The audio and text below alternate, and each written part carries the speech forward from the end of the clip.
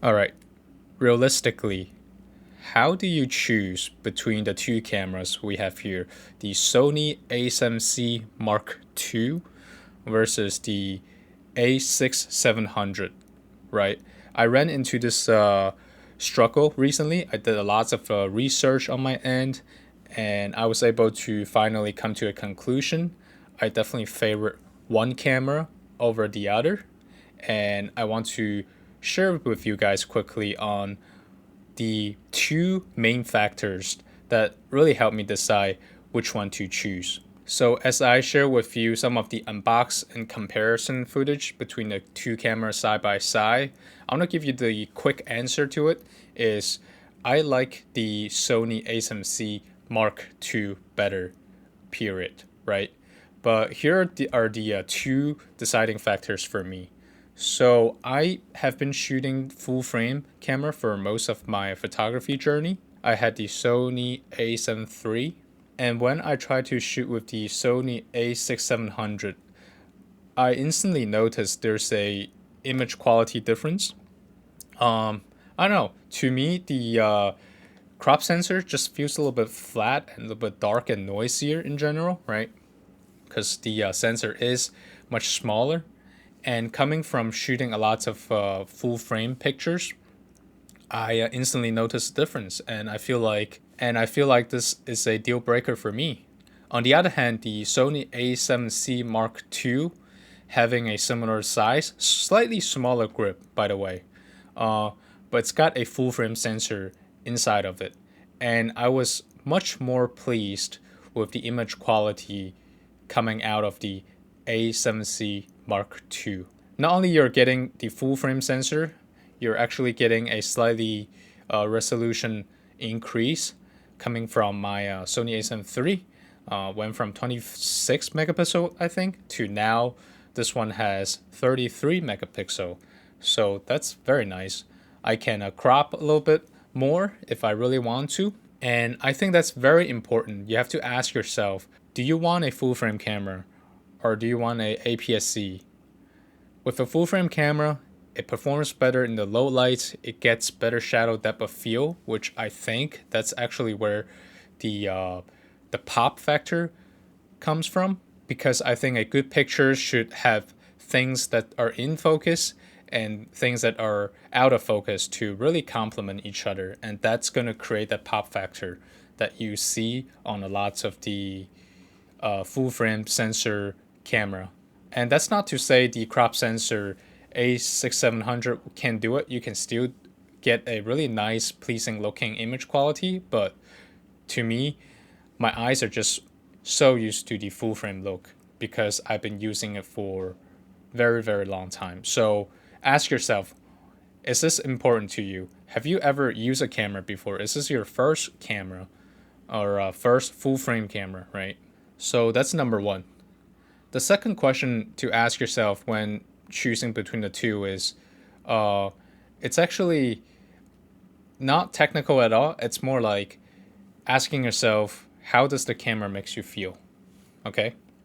So when I was using the Sony A7 III, I feel like it's a very capable piece of tool, like equipment, right? The AF is really nice. The picture quality is sharp, paired up with some of the Sony lenses. But like many Sony user has said before, the image coming out of it can feel a little bit too sharp and too clinical.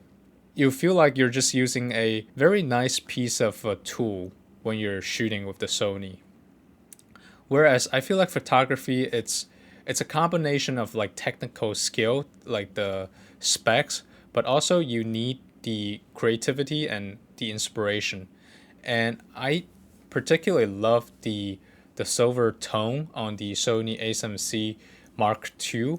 And not gonna lie, that's one big important why I decided to go with the Sony A7C Mark II over the Sony A6700.